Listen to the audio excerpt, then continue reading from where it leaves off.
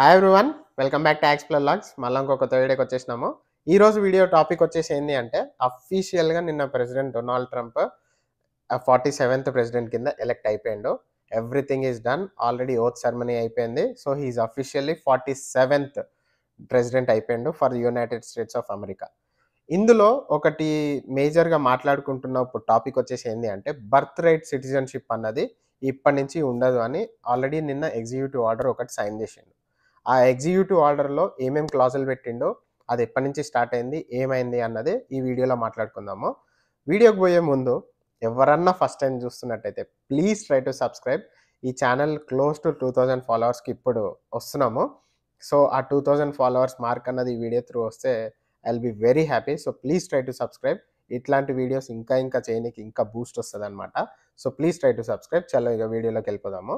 So ఈ birth right citizenship అన్నది ఏంది, అసలు ఎప్పుడు స్టార్ట్ అయింది అంటే 1868, అంటే ఆల్మోస్ట్ 157 ఇయర్స్ ముందు ఈ birth right citizenship 14th amendment law కింద ఆల్రెడీ అప్పుడున్న గవర్నమెంట్ పాస్ చేసింది. అంటే ఈ లా ఏం చెప్తుంది అంటే, బై డిఫాల్ట్ ఎవరైతే ఇల్లీగల్ ఆర్ లీగల్ ఇమిగ్రెంట్స్కి ఎవరన్నా పిల్లలు పుడితే, నాట్ జస్ట్ సిటిజన్స్, ఇమిగ్రెంట్స్ అంటే వేరే వేరే దేశాల నుంచి వచ్చిన వాళ్ళకి ఎవరికన్నా యూఎస్లో ఆ టైంకి పిల్లలు పుడితే యూఎస్లో వాళ్ళందరూ బై డిఫాల్ట్ సిటిజన్స్ అయిపోతారు, యుఎస్ సిటిజన్స్.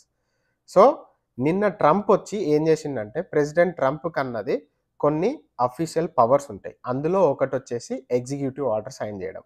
ఆ ఎగ్జిక్యూటివ్ ఆర్డర్స్లో నిన్న ఒక ఎగ్జిక్యూటివ్ ఆర్డర్ ఏం చెప్తుందంటే, ఇప్పటిదాకా అయింది ఒక లెక్క, ఇప్పటి నుంచి ఇంకో లెక్క. అంటే 157 ఇయర్స్ నుంచి అయ్యేది ఒక లెక్క, ఇప్పటి నుంచి ఇంకో లెక్క అన్నది ప్రెసిడెంట్ ట్రంప్ నిన్న సైన్ చేసిన ఆర్డర్లో ఉంది. అందులో ఏం చెప్తుండంటే 3 క్లాజులు పెట్టిండు. ఫస్ట్ క్లాజ్ వచ్చేసి, ఒకవేళ ఆ మదర్ అన్న ఆమె ఇక్కడ ఇల్లీగల్గా, అంటే తనకి ఇల్లీగల్ ఇమిగ్రెంట్ కింద లాఫుల్లీ ప్రెజెంట్ లేకపోతే ఎవరైతే తనకి పిల్లలు పుడతారో వాళ్ళకి సిటిజన్షిప్ ఇవ్వను, ఫస్ట్ క్లాజ్.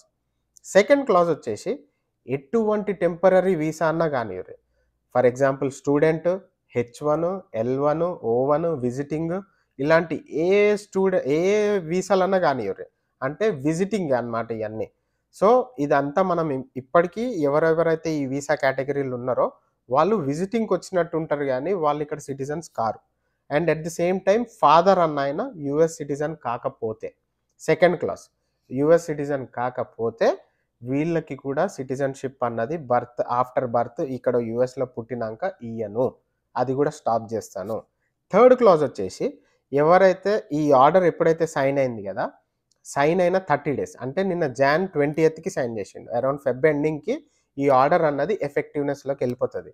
అంటే ఆఫ్టర్ 30 days ఎప్పుడైతే ఫెబ్ ఎండింగ్ ఉందో అప్పటి నుంచి ఈ ఆర్డర్ ఎఫెక్టివ్నెస్లోకి వెళ్ళినాక ఈ పైన 2 క్లాజులు ఉన్నాయి కదా, ఇట్లాంటి ఎవరికి ఏ పిల్లలు పుట్టినా కానీ వీళ్ళకి నేను సిటిజన్షిప్ అన్నది ఇవ్వను అని క్లియర్గా చెప్పిండు. అంటే ఇందులో ఎవరెవరు ఎఫెక్ట్ అవుతారు, ఎవరైతే సిటిజన్లు కాకుండా ఉన్నారో, అంటే అఫీషియల్గా లేదా లీగల్గా ఎవరైతే యుఎస్ సిటిజన్ కారో అందరూ ఎఫెక్ట్ అవుతారు.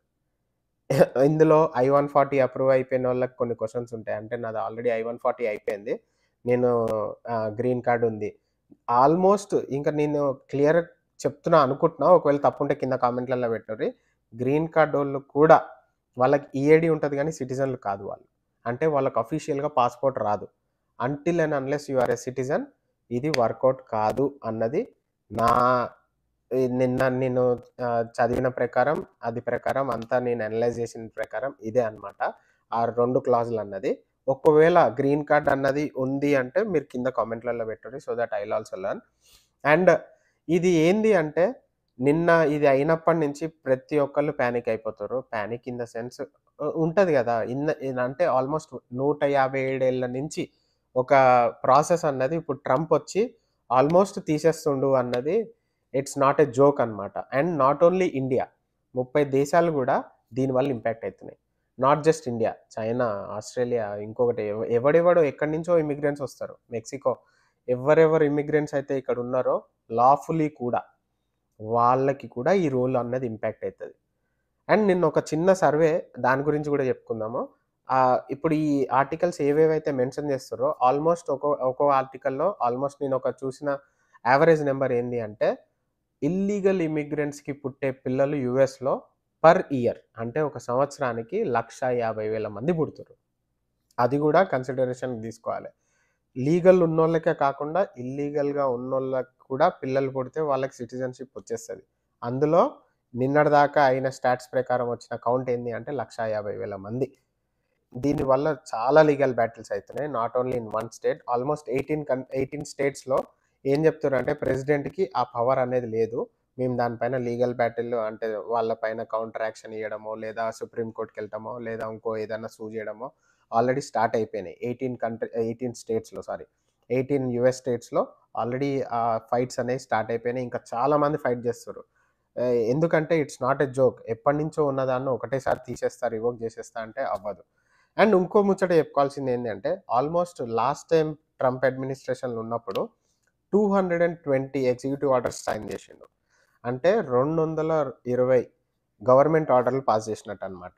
అందులో బైడెన్ అడ్మినిస్ట్రేషన్ వచ్చినాక మళ్ళా ఏమైందంటే, అందులో 33% మళ్ళాక బైడెన్ వచ్చినాక మళ్ళా రివోక్ చేసిండు.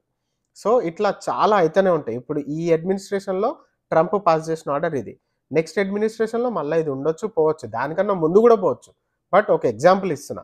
ఈ ఎగ్జిక్యూటివ్ ఆర్డర్ సైన్ చేసినంత మాత్రాన ఇప్పటి నుంచి మళ్ళా ఇంకో 100 ఏళ్ళు పోతదని గాదు. నెక్స్ట్ అడ్మినిస్ట్రేషన్ వచ్చి దీన్ని రివోక్ చేయొచ్చు.